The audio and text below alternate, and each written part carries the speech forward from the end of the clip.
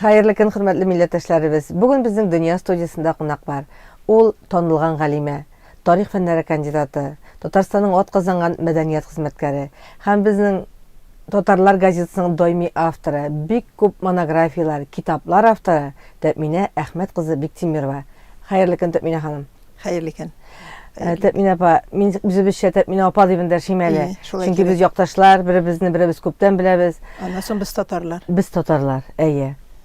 Apa söz ol bizning xalqda hurmatlarni yaşatırgan söz. Təmine apa, mene xotin kızın yaşını soramaylar deyler.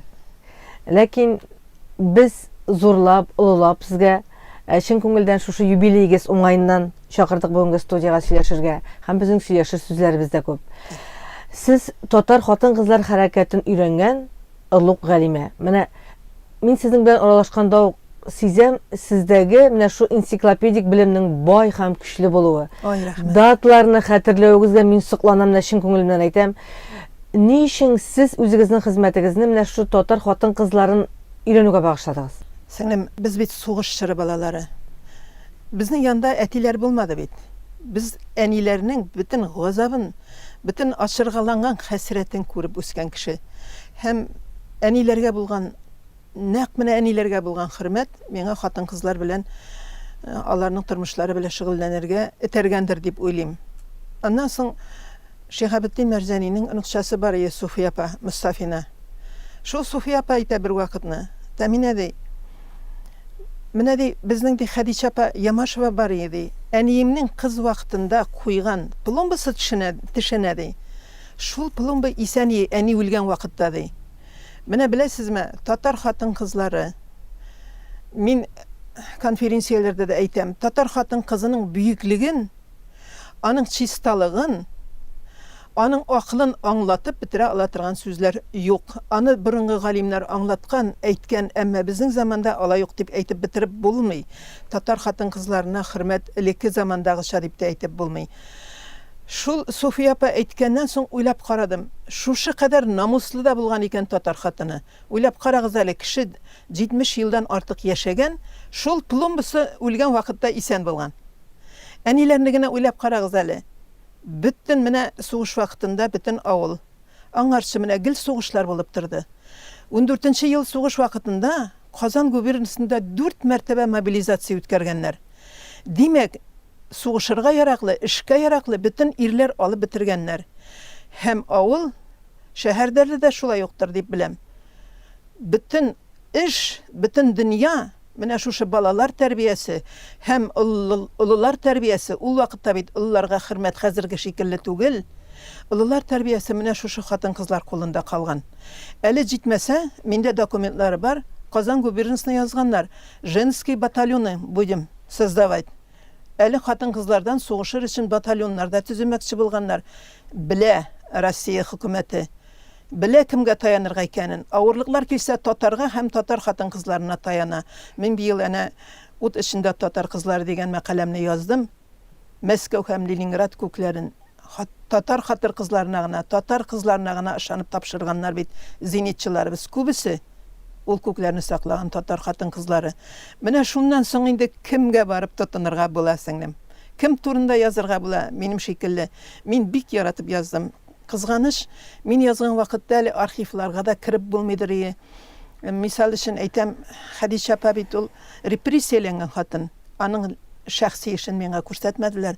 Men anın turunda köp mikishdan sırı material dedim. Menim baqitima anın tuğan singlisinin balası Bogdanovich Uzbek abi isaniye. Mine ol köp materiallar aytdı menge. Men anı kişilerden sırap jeydim. Hazır arxivlarga kirip bula, internetga kirip bula. Men tagın 50 nerselerde jeygan bulurim. Xatiringdami? Biz Xadicha apa turunda söz söylegeç xатын kızlar jyılışında Krasnoyarsk krayının Oban rayonu İsterli Tamak avulunda anın yangadan koyganlar Çardoğanın koyganlar. Hem bütün avul şu repressiyalangan xатын kızlarga bağışlap Kur'an aşı ötkergenler.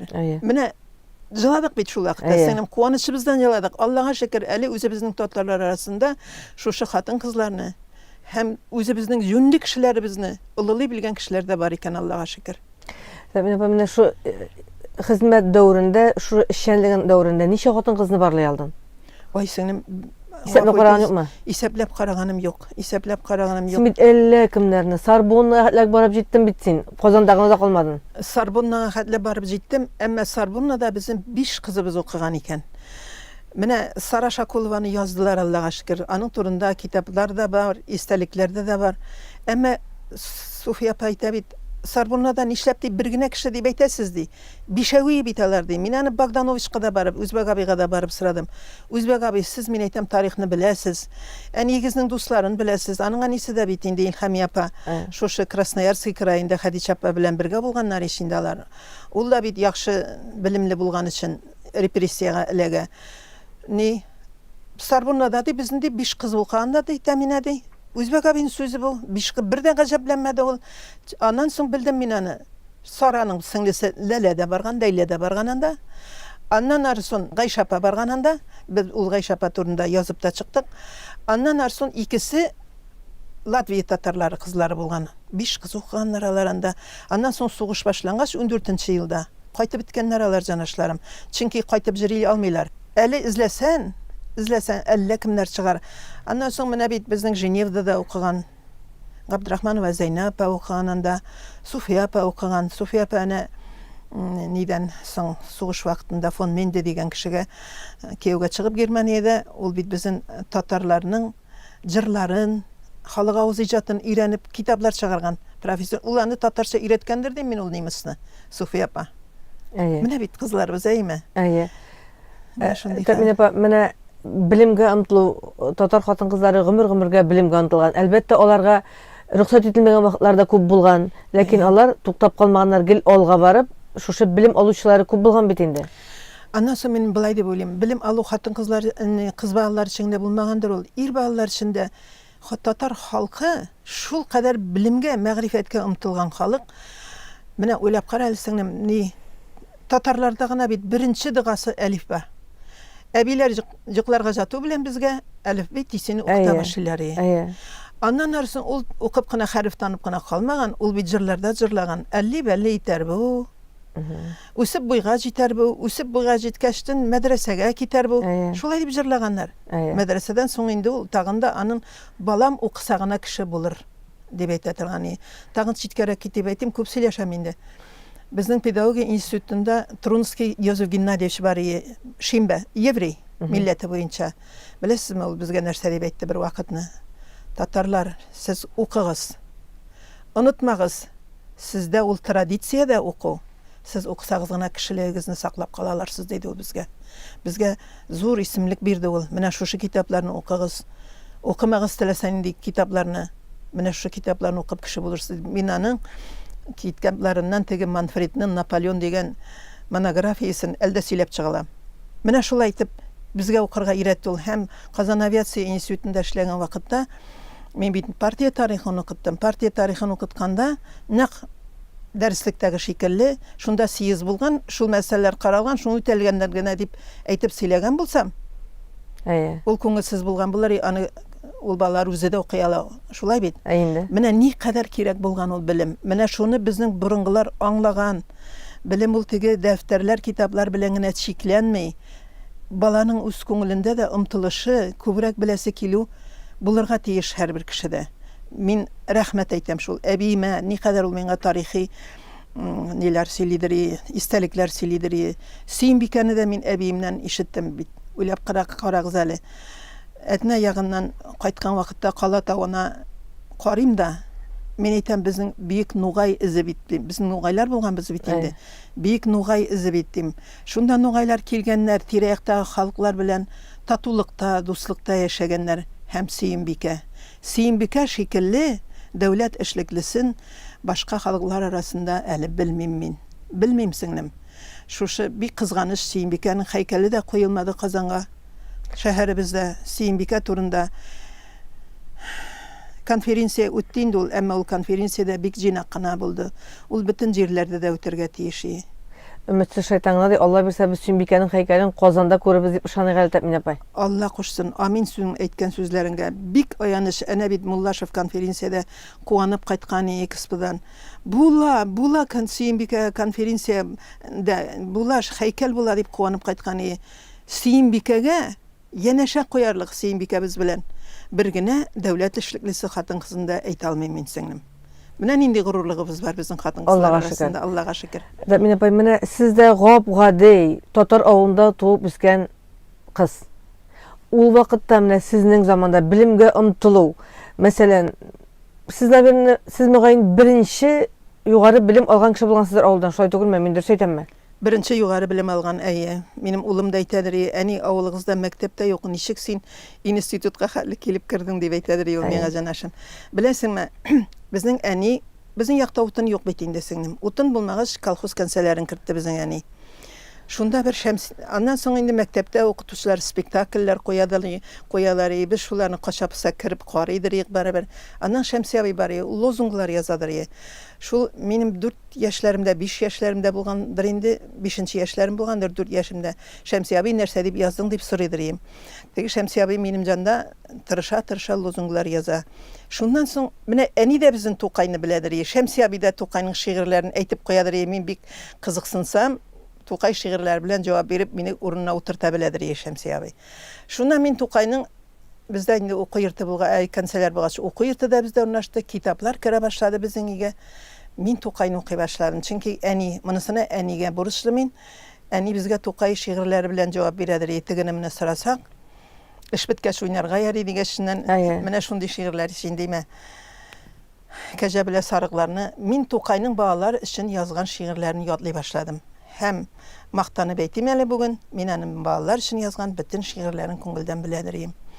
Һәм минем бик каты укытучы буласым килде. Ул вакытта безнең өчен менә шушы үрнәк алырлык шәхесләр укытучылар бит инде. Әлбәттә. Укытучы шул кадәр илаһи зат безнең өчен.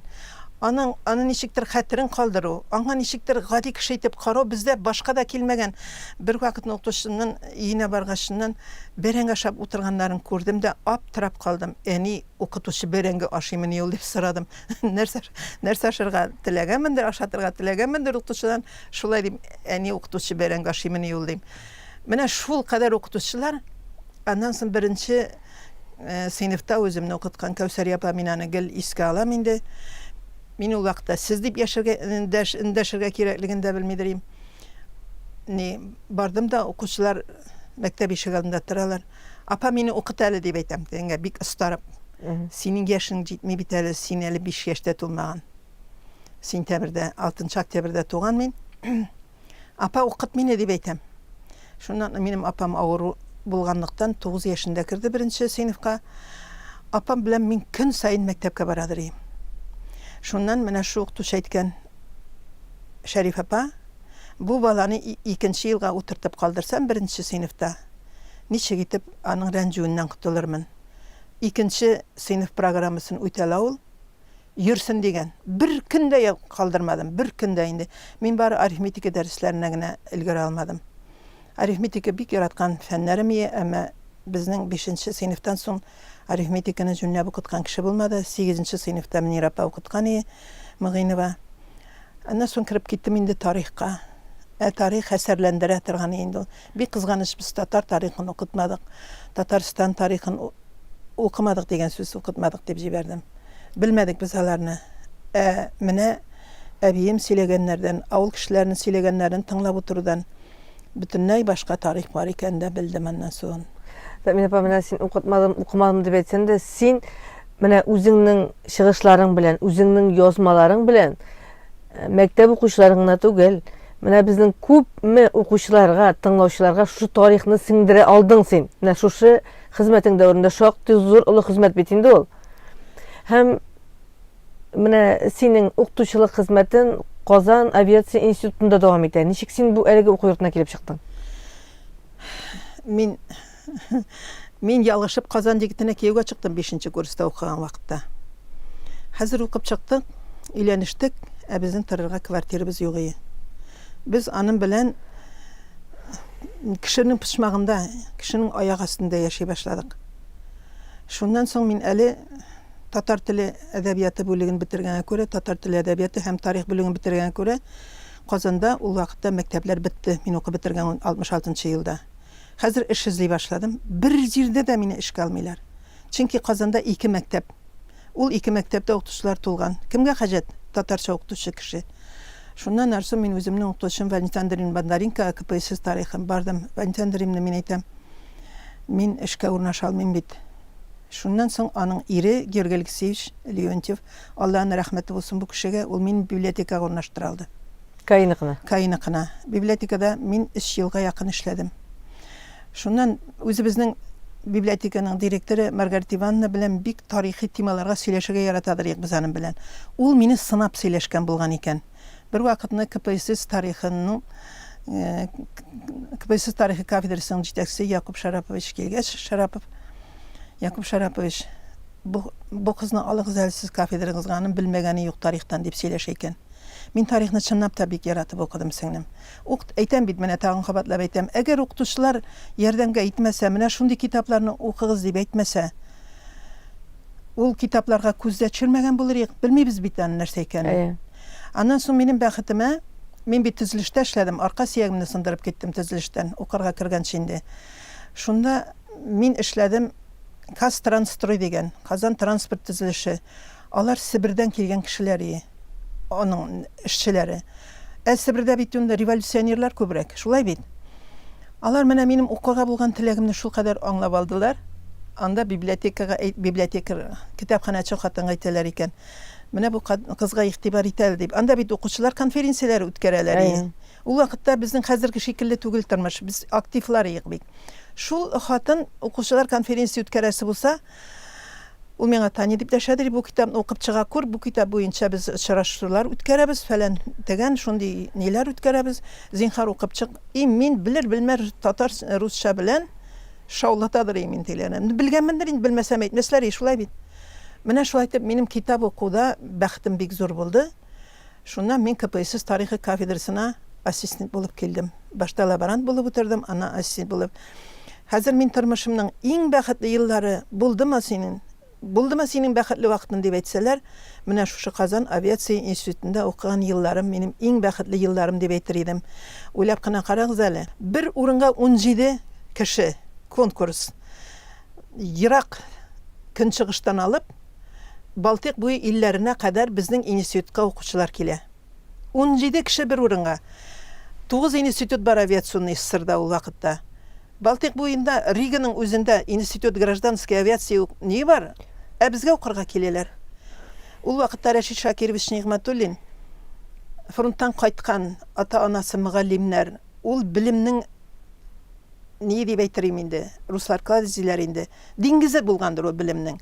Шул Рәшит Шакирович 17 ел эшләде. Ул ректор булып.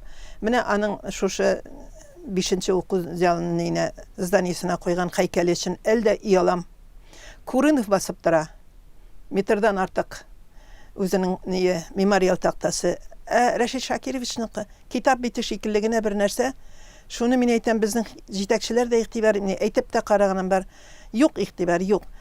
Менә шунда 17 кешенең җиңеп кергән студентка син инде кабатлап әйтәм, дәреслектән укыганда сүзне сөйли алмыйсың бит. Алар күп беләләр. Аннан соң ул төрле җирләрдә төрлечә укыганнар бит инде ул укучылар име. Аннан соң кичкеләр, алар нәрсәне генә белмиләр. Алар безнең семинар занятиендә миңа биргән сорауларны әгәр мин белмичә басып торсам, миңа хөрмәт ни дәрәҗәдә булган булыр икән? Менә шуңа күрә бик бәхетле елларым дип әйтәдер мине студентлар бик яратадыр. Алар белән ачыктан-ачык сөйләшеп тә буладыр. Аннан соң вакытта сәясәткә бик каты җиңел генә караучылар түгел исеңнем. Аполитичный дип җиртә торган инде шул сәясәткә каршы кешеләр бик күбәя. Чөнки дөнья күләм танылган галимнәр бар ишендә. Одинок Жирицкийләрне менә. Алар бик иркен әйтә торганнар үзләренең совет властының кайсы нәрсәләреннән риза булмаганнарын.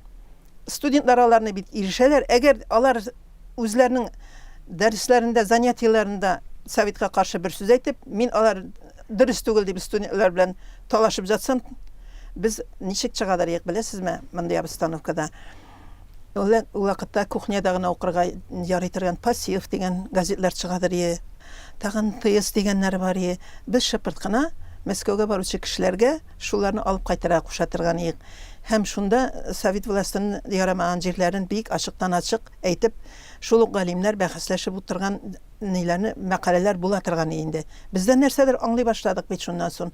Менә шул студентлар инде турыдан-туры сорау биргәндә, менә алай түгел дип әйткән вакытта, студентлар менә бу ягында уйлап карарга кирәк әле анын. Менә шулай шулай дип студентлар белән әйбәт кенә аңлаша торган идек. Рәхмәт яусын ул студентларга. Алар минем хәлемне дә аңлаганнар. Алар шушы тарих белән дә бик каты кызыксынганнар. Кызыктындыр алган мин аларны үзебезнең ил тарихы белән, чит ил тарихы белән, хәзерге сәясәт белән кызыктындыр алган мин аларны. Мактанып әйтә дип әйтә күрмәгез. Эшләп чыктым бит инде. Әйе. Дәминә апа, менә шул Кайда укыган еллардан соң син бөтен дөнья татар конгрессы ишада, син шушы конгресста иң беренче эшләгән кешеләрнең берсе.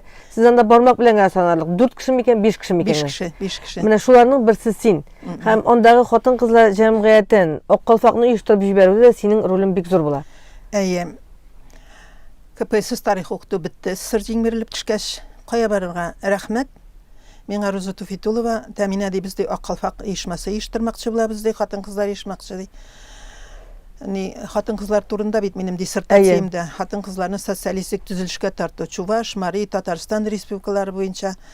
Шуннан әйдә ди, менә шуны оештырып карыйк әле, эшләп карыйк әле бергә диш, мин куана шушында күчтем. Каласым килмәде Кайда. Россия тарихын укытырга кушканнар, нишләптер минем яңалыкка да омтылу булгандыр инде.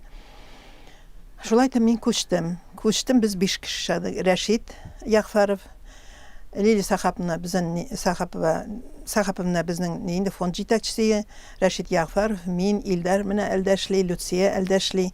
Без шунда бергәләп эшли башладык. Мин чит илдәге өлкәләр белән аралашу бүлеген җитәкчесе итеп куйдылар. Һәм шул ук вакытта без шушы Ак калфакны да оештырып, Ак калфакны оештыру безнең хатын-кызны элекке матурлыкка кайтарасы килүдән башланган иде. Безнең менә иң үкенгәнем, хатын-кызлар өчен айрым бала тудыру йортын оештыра алмадык без. Татар хатын-кызлары. Татар хатын-кызларының. Мин хәзер аны аңлыйм, ни өчен без оештыра алмаганны. Ул вакытта башым эшләмәгән. Эшләсәм дә әллә кая әйтә алмаган булыр идем. Сеңлем, мин бит инде әйткәнем бар, әнә кым сәгатендә дә әйттем. Һәр милләт баласы үзенең билгесе белән туа икән дип. Мин уйлыйм, һәр милләт баласы үзенең билгесе белән туганын белгәндер ул өстәгеләр. Шуңа күрә татар хатыны үзенең татарча, Ходай Тәгалә аңа син татар, син милләтең өчен җаваплы, син аның бөтен үзенчәлеген алырга да һәм менә Ходай кушканча яшәргә һәм эшләргә тиеш тә дигән ниен билгеләмәсен, белмәсеннәр дип эшләгәннәрдер дип беләм мин. Татар хатын-кызларның бала тудыруда башка хатын милләт хатыннары белән әйтмим инде, бөтенесен санамыйм. Үзенчәлекләр, аерымлыклары бар бит. Ул аерымлыклар татар хатыны татарча бала тудырса, бердә мишәйт итмәгән булыр иде. Безнең әхлагыбыз югарырак булган булыр иде. Безгә менә бүгенге көндә бөтенебездә бер милләт кешеләре дип һәрбер милләткә ягылган җаваплылыкны һәм өстенлекне алып без алай аңлата алмаган булыр идек. Без үзебезнең татар кызларына, татар балаларына аңлаткан булыр идек. Сиңа Ходай туган вакытыңда бит синең милләтеңнең кем икәнен айырып биргән. Син шуны үтә инде балакаем дип әйтер идек, һәм алар җүләр түгел бит ул. Татар гомер буенча акыллы булып яшәгән, Аллага шөкер. Һәм ул аны аңлаган булыр иде, татар булып яшәгән булыр иде. Нишләп безнең менә шуны белмәгәнгә күрә безнең татар кызлары бәлкем башка милләткә кияүчкә торгандыр. Аннан карыйсын җүндегенә җигит, аның хатыны башка милләт кызы. Ник башка милләтләр арасында югалабыз? Менә аның кая булган сәбәбе. Без шуны тиешенчә аңлата белмәгәнбездер.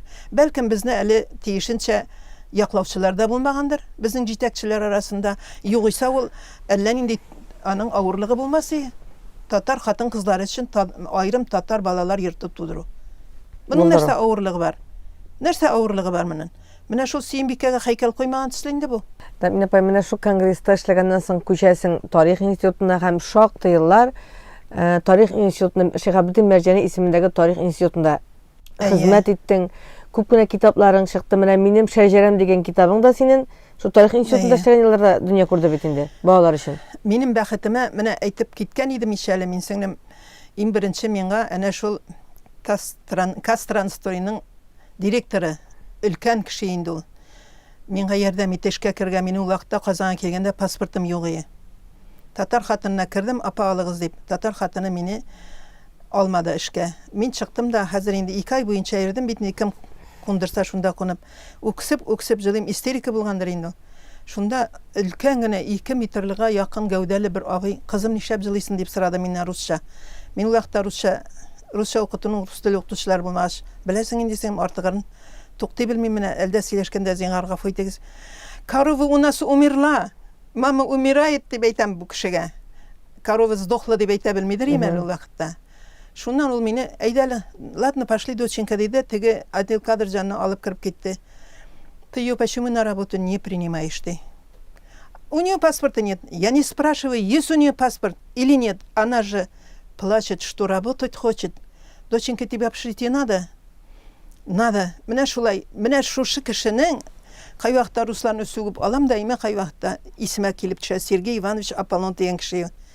Аннан соң менә миңа эшкә урнашырга үзебезнең Якуб Шарапович ярдәм итте, әйеме? Мин шулай итеп укытучы булып китә алдым. Алланың рәхмәте булсын, мин аңа дуга укыганда икесенә дә дугаларны калдырмыйм. Георгий Алексеевич Леонтьевка да философия кафедрасының җитәкчесе ел. Эшкә барып тыкты бит ул библиотекага мине. Минем шулай итеп яхшылык күргән кешеләрем руслар һәм башка милләт кешеләре булган икән. Ә монда миңа Фәрит Мирзович Султанов белән эшләргә туры килде. Ул бит философия фәннәре докторы исәңнем. Аның белеме, аның белән сөйләшүе үзе бер бәйрәм. Ул бит әйтте миңа Фәрит Мирзович. Тәмин апа, әйдә балалар өчен шәҗәрәләр турында китап чыгарып кара әле диде. Эшләп кара әле шул китапны диде. Чыгардым һәм ул берничә мәртәбә аны чыгардылар. Ул китабым минем бик популярланып китте. Бөтен кеше жаратып китте ул китапны. Шуннан соң Фәрит Мирзович әйтә, сезнең диссертациягыз бит хатын-кызлар темасы да булган икән, Тәмин апа. Язып карагыз да татар хатын-кызлары турында ди. Шуннан бәлкем ди докторский итеп эшләрсез аны ди. Мин шулай итеп русча язарга тотам бит. Ступень образования да Сорбоннан, шул Сорбоннада укыган хатын-кызларны. Шуннан минем үзәгемә үткән бер нәрсә бар иде. Рус әдәбиятында татар хатын-кызларның укыганмалар, галимәмәләр, ул турда бер сүз әйтелмидер иде. Алар күрмәмешкә тырыштылар безнең кызларның кем икәнен. Шуннан хәзер менә шул китабым өчен материал җыйганда, архивларга кирсәм, рус кызлары өчен нинди уку, югары уку йорты ачылган, шунда укыган бит татар хатын-кызлары. Мәдрәсәдә дә укыган. Шунда кирәкле укырга кергәндә кирәкле булган 25 экзаменны да биргән бит сеңлем. Һәм укыган. Исем китте. Женевада да укыган, Мюнхендә да укыган татар кызлары, рус кызлары өчен ачылган Петербургта да укыган, һәм башка бөтен җирләрдә гимназияләрдә да укыган. Моны ничек калдырган? Менә мин аларны чүпләп җыри башладым хәзер. Петербург, Мәскәү, Оренбург, Уфа, Пенза архивларыннан җыйдым материалларны. Мин бик каты хәзер әллә кем булып киттем үзем өчен. Менә бит безнең татар кызлары. Менә бит безнең татар кызлары. Ярар, татарлар руслар белән тиңләшә алганнар, узып та киткәннәр. Әле еврейларга бит махсус квота да бирелгән булган ул вакытта. Безгә юк. Безнең бит университетка, Казан университетының татар җегетләрендә әле ул татарча исемен алмаштырса, урыс диненә күчсә, шуның белән генә кирә алган университетка. Миндә бар аларның исемнәрен, бүген ул турда сөйләшмәйбез. Шулай итеп кирә алган. Ә монда татар кызлары кергәннәр, динен алмаштырмаган. Һәм аларның менә Петербургта Гаяз Исхакый җитәкчелегендә татар яшьләре иешканнар, һәм алар нәрсә дип куйганнар? Иң беренче үзләренең максатны татар үзебезнең халкыбыз арасында мәдәни һәм мәгърифәт эшләрен югарылыкка күтәрү. Менә шул кирәк бит сеңләмә. Шул хәтле кеше үзенең милләтен хөрмәт итү кирәк бит. Башка милләтләрдә дә бардыр ул. Әмма мин менә шуларны укыган вакытта җылыйдырым инде. Аннан соң инде башка җирләргә барганда да теге конгресста эшли башлагач күп йөрергә туры килде. Ул хәлләрне син үзең дә беләсең, командировка дигәнне. Шунда татарча сөйләшкән сүз булса, тизрәк колакны саласын, башлыйсың ул кызларны, әйме? Менә Аллаһның рәхмәте булсын, элек татарлар берсенә берсе ярдәм иткәннәр. Авыр вакытларында алар татарлар берсенә берсе барганнар. берсеннән берсе ярдәм эзләгәннәр һәм ул ярдәмне ала алганнар. Ә мин хәзер менә татарларда бу сыйфатыбыз бетеп бара дип беләм сеңлем. Бетеп бара. Чөнки без хәзер менә Индус Ризакович та үзенең китапларында язып чыкты. Татарларда ничектер берсеннән берсе көнләшү, аяк чалу сыйфатлары да бар дип язганнар име. Менә шул сыйфатларның безнең арабызга киреп урнашуына бик каты гарьләнәм мин. Әгәр бер-беребезне күтәрә алсак, бер-беребезгә безнең вакытында теләктәшлек белдереп, аларга ярдәм кулын суза алсак, бөтен татарлар берсенә берсе, без булай гына булыр идек менә сеңнем. Тәминә апа, менә 73 яшында эштән киттең, сиңа бит Әйе, ансына. Тарих институтыннан син 73 яшында үз теләгең белән эштән киттең. Әле син анда эшләгән булсаң, 50 нәрсәләр эшләгән булар идең, 50 нәрсәләр язган булар идең тагында. Сеңнем 73 яшь, 73. Бәлкем Фәрид Мирзевич эшләгән булса, әле мине җибәрмәгән булыр иде. Мин аңа бер вакытны әйттем, Фәрид Мирзевич, мин 70-кә җиткәч, мин иде кеше җанында эшлим әле дип әйтергә ялам китәм мин дидем. Ул вакытта без татар педагогик фикер антологиясе дигән китап өстендә эшлидер идек. Бу китап минем йөрәгемә шул кадәр нык киреп урнашкан китап иде. Чөнки институтта укыганда Муса Җәлилнең ике туганы Тахир Яхич бар иде, Корбанов. Ул безгә педагогикадан мисаллар китергә кирәк булса, атаклы педагоглар. Италиядәге Песталоцци да калмыйдыр, русларның Ушинскийлар да калмыйдыр, Жарар Толстойны үзебез дә беләбез инде. Аның шундый дәреслектәре мин беренче класска Толстойның уку китабы дигән китап белән килеп кирдем, чөнки әлифба юк иде. Аны укытучым бүләк иткән иде миңа. Менә шуннан бер вакытны барып сорыйм. Тахир абый, мин әйтәм. Абый дип сөйләшәбез инде ул вакытта. Тахир абый, менә сез безгә гел чит илдәге атаклы педагогларның тормыш юлларын китерәсез, аларның фикерләрен әйтәсез. Безнең үзебездә шуларның төсле итеп әйткән, шуларга менә безгә үрнәк итеп куйган педагоглар булмады микәнни? Тахир абый җылады шул вакытта. Күзеннән яшь акты да чыкты. Аларны сезгә белергә насыйп булсын, балалар ди. Хәзер безнең институтта шул татар педагогик фикер антология дигән китабын чыгарырга кирәк булды да, хәзер мин репрессияләнгән кешеләр белән хәйран таныш бит инде, архивларда эшләгәченнән. Аннан соң ул Апанаевлар тормышлары, Үтәгәновлар тормышлары, Үтәмишевләр тормышлары, Яушевларның тормышлары белән архивларда йөри танышкан бит инде. Шуннан мин бардым нигә? Архивка. Фәрид Мирзевич белән сөйләштек тә. Фәрид Мирзевич репрессияләнгән педагогларны кертергә ярыйдыр, ярый. Шуннан анда Венера Гарифулловна эшлидер безнең ул вакытта архивта, ана Декабрист урамында урнашкан. Венерага бардым, сеңнем, мин әйтәм, менә миңа дидем, репрессияләнгән педагогларның, укытучыларның эшләре кирәк дим. Алар бик күп дим. Тәминә апа, үпкәләмә, бирмибез. Аларның эшләрен бирергә рөхсәт юк ди.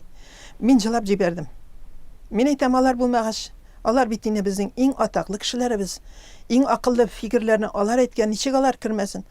Сеңнем, дидем, миңа кадәр сораган кешеләр бар иде, аларның эшләрен дидем. Юк, Тәминә апа. Мин тагын җылап җибәрдем. Миннән соң да сорамаслар инде аларны, балакаем. Мин әйтәм, бир, мин сезне авыр хәлгә куймам. Менә минем язганнарым, миңа нәрсә кирәк? Алар кайсы авылдамы, шәһәрдәме туган, кайсы мәдрәсәне бетергән, кайсы мәдрәсәдә эшли башлаган, һәм безнең өчен, бүгенге көн өчен аларның нинди фикерләре калган. Шуны гына карыйм, сеңлем. Көн сайын калдырып китәрмен күчереп алган материалларымны, карарсыз. Ярамаган эшләр булса, сызарсыз, мин аны өчен сезгә үпкәләмәм. Бир син аларны миңа, бирегез. Бир дип сөйләшәбез инде без үзебез, шәйме? Шуннан миңа рөхсәт итте. Ул Венерага гомерем буенча рәхмәт укыйм. Мин рәхәтләнеп, ул кешеләрнең шәхси эшләрен карый башладым. Миңа кемне саткан, кем менә шул саттылу аркасында кем нинди җәбер күргән, аларны укымаска тырыштым. Кай вакытта яшермим инде, кай вакытта киреп китәсен, иш беләсе киләме? Ну, Алланың биргәненә шөкер, кемне сатканын, кем нишләгән бер вакытта да бер кешегә дә сөйләмәдем. Белгән булсам да, хәзер дә хәтеремдә булса да, бер кешегә дә сөйләмәдем. Һәм менә шушы китап дөньяга чыкты. Без теләгәнчә үк булмады инде ул. Кайбер җитешсезлекләре дә булды.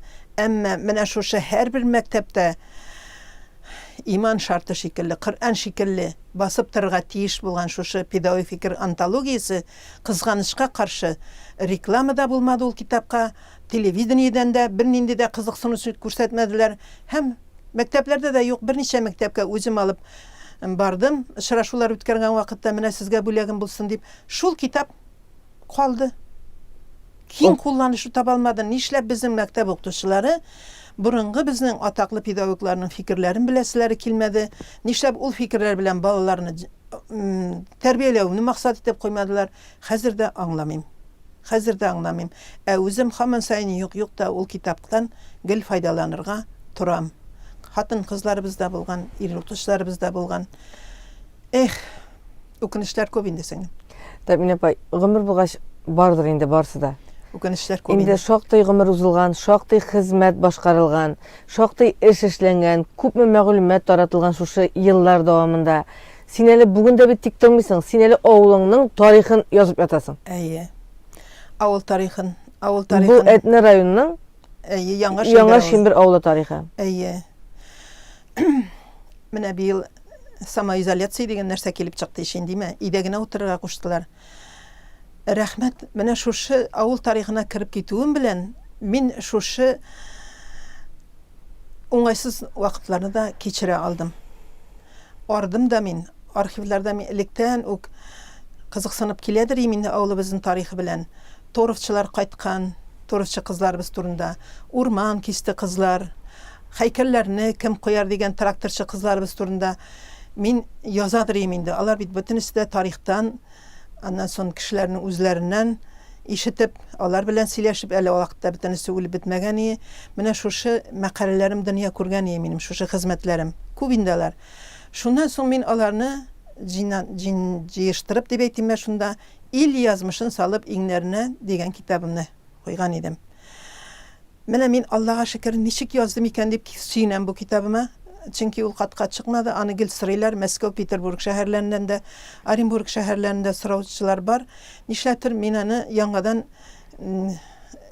чыгарга дип уйламадым да шунда. Китабымны алам да, ярый мин сезне әле чыгардым дим. Анда хатын кызларның кемнәре генә юк синем җаным.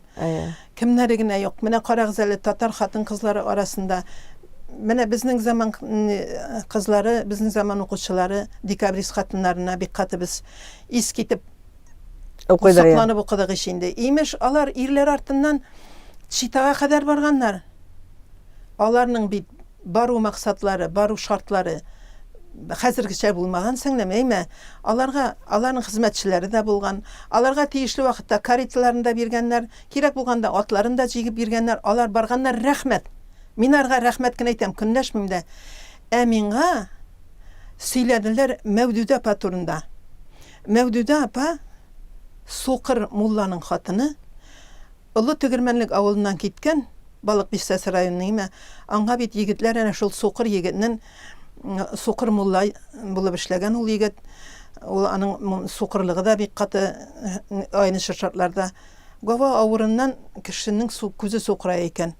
Күрше хатыны кергәндә 5 яшьлек бала турында, Алла, бу баланың күзе күрәйш, алар сукыр булырга тиеш дип әйтеп җибәргән. 2 сәгатьтән соң бала сукырайган.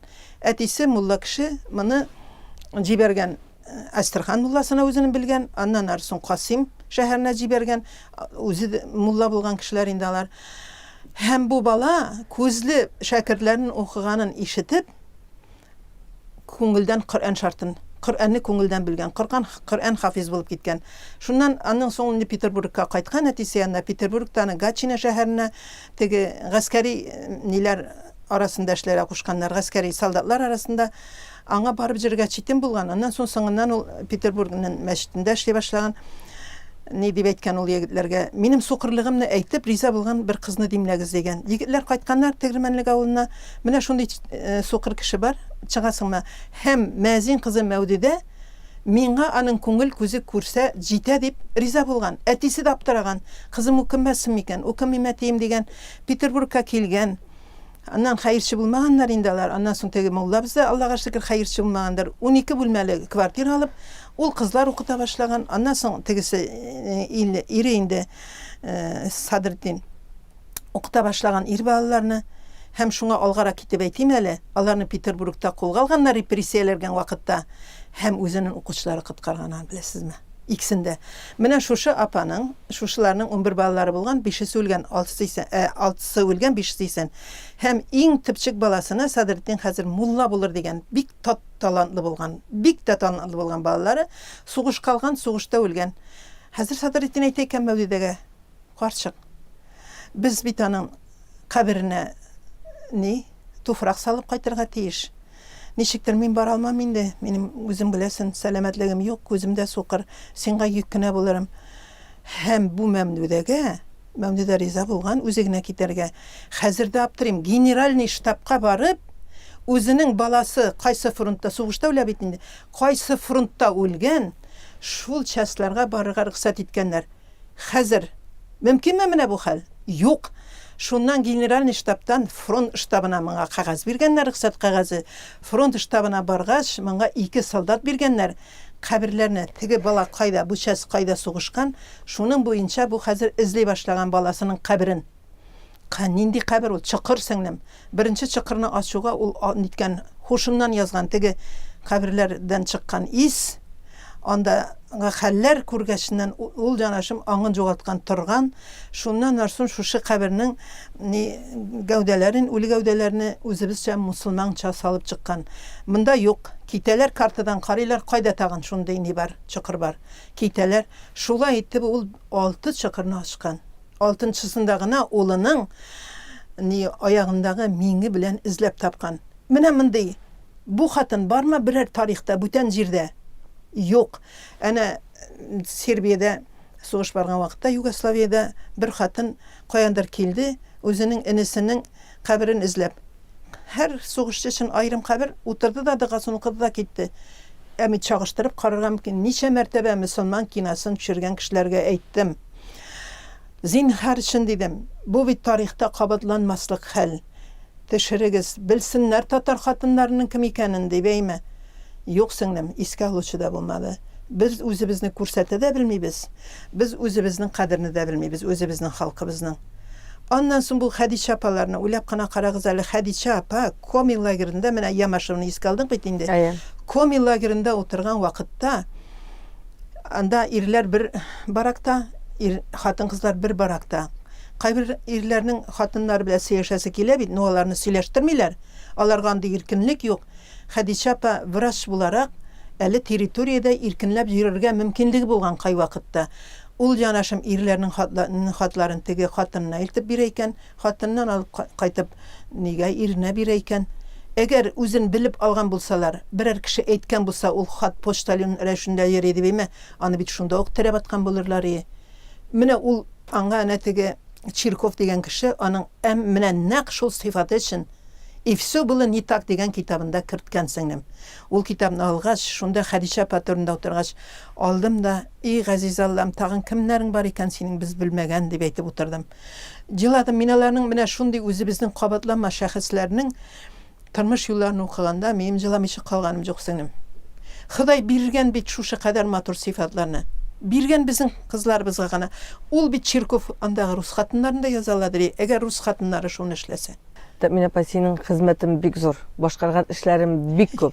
Алла бирсә әле безгә менә син бер төкләп җыйган шушы яңа Шимбер авылының да тарихын кулыбызга китап итеп аларга языр. Моның өчен сиңа Ходай Тәгалә гомер бирсен. Амин, амин. Сәламәтлегеңне бирсен. Без сине юбилеяң белән чын күңелдән котлыйбыз.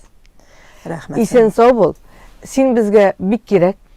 Сез дә миңа бик кирәк, сез булмасагыз, миңа кем шулай үстереп торыр исеңнем. Менә матур мәкаләләрең белән әле син Алла бирсә татарлар газетасында һәр вакытта да чыгып торырсың дип ышанабыз без. Уңышлар сиңа, Тәмин апа, сәламәтлек сиңа. Гөлназ сеңнем, сиңа да мине якын итеп, Тәмин апа дип якын итеп, гомер буенча мине олы хөрмәт белән шулай итеп яшәгән өчен бик зур рәхмәт җаусын. Менә без башлап җибәргән конгресс өчен дәвам итәсез әле дә. Конгресска кичкенә генә тәнкыйть сүзе ишетсәм дә, минем йөрәгем авырта. Чөнки беләм, конгресс нинди шартларда эшләп җибәрде. Хәтта менә Сабан туйлары гына үткәрүне дә кайбер кешеләр тәнкыйть утына алмакчы булдылар. Аңа да ачуым килә. Сабан туй татарныкы бит ул. Татарны бөтен дөньяга танытты бу Сабан туй. Ничек аны тәнкыйть итәргә мөмкин? Минем аңа бик ачуым килә. Шуңа күрә конгрессыбыз яшәсен. Аллага шөкер, аларның сезнең барыгызның да эшендә Худайның мәрхәмәте булсын. Худай юл күрсәтсен. Һәрбер эшегездә Худай таяныч булсын. Амин дип әйтәсем килә. Рәхмәт, Тәмин апа. Исән сау булыгыз. Бүген безнең дөнья студиясында кунакта менә шушы көннәрдә үзенең 80 яшьлек юбилеен билгеләп үтүче тарих фәннәре кандидаты, танылган галимә, Татарстанның атказанган мәдәният хезмәткәре Тәминә Әхмәт кызы Биктимирова булды. Ә мин Гөлнар Шәйхи бүгенге сезнең белән саубуллашам.